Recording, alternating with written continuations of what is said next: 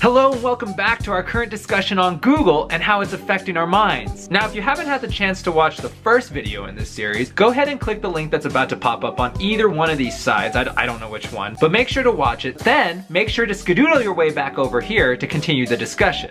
Alright, let's jump in. Now, when exploring the effects of Google on us, most news agencies or articles only go as far as saying as how it's increasing our stupidity. And if someone does go farther, it's normally to refute the idea or defend Google. But there's a new wave of thought and research coming out, and some are beginning to suggest that Google is doing something more than just making us stupid. It's inflating our intellectual ego. What does that mean? Well, to better understand, let's first look at the concept of ego. Ego, by definition, is our constructed self-image, which is not necessarily our true selves. It is the level of confidence in our ability to do tasks, and therefore is completely subjective. We develop our own ego. An important aspect of ego is that it's multifaceted, meaning that it's comprised of many beliefs that we hold about ourselves. Intellectual ego being one of these pieces. So when we're discussing intellectual ego, we're actually discussing one facet of overall ego. Crazy, right? So now here's a brief definition of intellectual ego. Simply put, it's the amount of confidence that someone has in their own intellectual capabilities.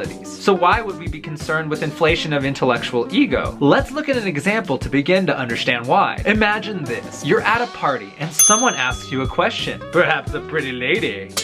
But you don't know the answer and you don't have Google to help you find out what the answer is. Believe it or not, this is a necessary experience because it helps us grow in the beautiful virtue of humility. We are confronted with the fact that we don't know everything, and in turn, we have no reason to overestimate our own intellectual ability. We get put in our place. By no means is it a fun experience, but it's a necessary one. Okay, now let's do this scenario again, but this time you can use Google. The question gets asked, you Google it up, and voila! You give an answer and all your friends think you're a genius. So great, right? Wrong. But why? Well, unlike in the last situation, you're not confronted with your own limitations, and therefore you don't get to meet our old pal humility. Poor little guy. Instead, you get to have the elation of a correct answer without actually having to do anything for it. Now, you may be sitting there thinking to yourself that this isn't near enough reinforcement to inflate one's intellectual ego. But I want you to consider two things. Number one, if you're a consistent user of Google, then you've been constantly reinforced over and over and over again every time that you use it. And if I learned anything from Pavlov's pooch,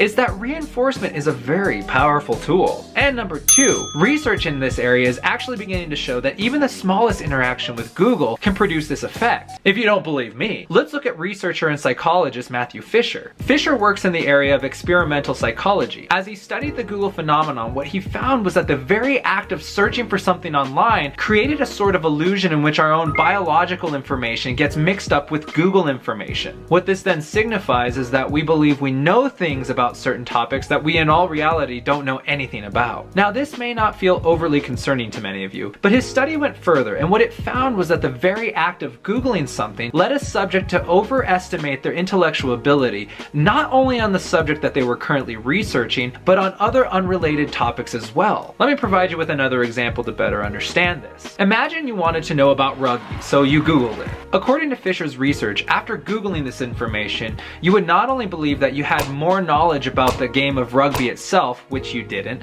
but then you would also think that you had more information on a completely unrelated topic, such as Hungarian immigration policies or how many licks it really takes to get to the center of a Tootsie Pop, 5,736 and a half. One would hope that this effect would only be temporary, but the research is showing that it may be relatively permanent. Fisher brought his subjects in weeks later, and what he found was that these subjects still had the same amount of confidence that they had when they first Googled the subject weeks previously. Now, everything discussed to this point has been very interesting, but to me, the most interesting find from the research suggests that the overconfidence of one's intellectual ability doesn't come from prideful overconfidence, but instead from genuine misattribution of where that information is originating. In essence, we're making the honest mistake of believing that Google information is our own knowledge when it isn't. Though not 100% damning, these findings are quite disturbing to me. I mean, think about it. The majority of us have used Google at least a handful of times. That means that those of us that have partaken in Google have been affected in some way by the issues we just discussed. And if you're anything like me, it's extremely uncomfortable to think about how my own self-perceptions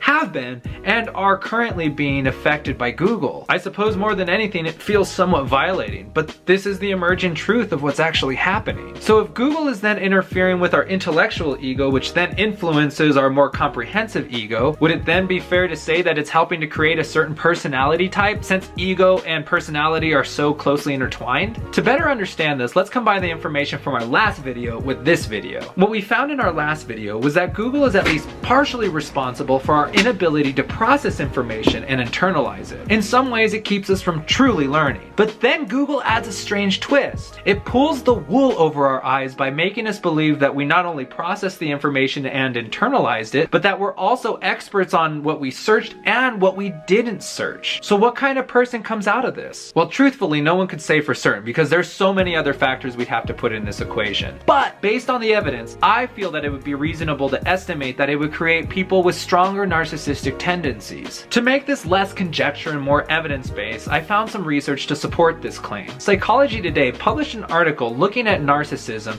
and how it's manifested in our population over time. They based their article on research findings that suggested that on average, students score 70% higher for narcissism compared to their counterparts 30 years ago. That's a staggering find because more than looking at just the individual, it sheds a great deal of light as to why almost every aspect of our society is so polarized these days. Think about it. Is it any wonder that discussions about politics have become so charged? Is it any surprise that when someone disagrees with another person's viewpoint, it's no longer called discourse but hate speech? We are being molded into people with flimsy egos, and just like a bridge that collapses under a light load because of a lack of solid foundation, our egos will crumble under the weight of true and authentic conversation. We mistake our opinions with facts, and we speak with authority on topics in which we have no right to claim authority on. The worst part about all of this is that it's hidden from our general awareness. Therefore, it's something that's not easily corrected. Truly, a people unaware of their own intellectual shortcomings will always overstep their boundaries on what their knowledge base actually is. So what do we do with this? Well, I believe the first thing we need to do is take some time for self-reflection, present company included. And you know what? I'd like to give you guys a challenge. I want you to take some time to really look at your beliefs and your knowledge base and assess whether it's actually founded in reality or if it's based off of an inflated intellectual ego. Personally, I've been working on this, and though it's been uncomfortable, it has been very rewarding. It's pushed me to dig farther than just the initial step of Googling something, to see if what I'm believing is actually able to hold up weight or if it just crumbles. The pain drives the growth.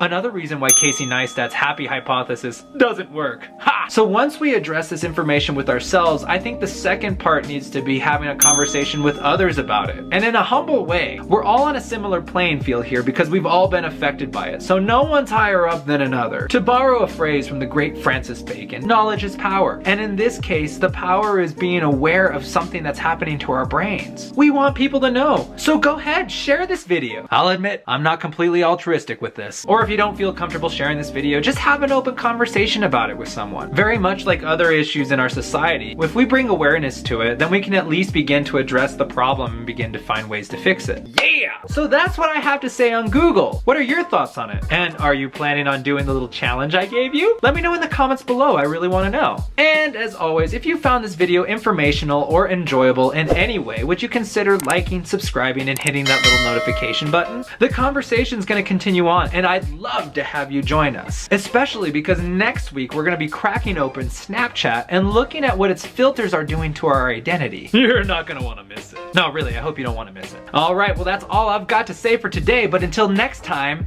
keep thinking.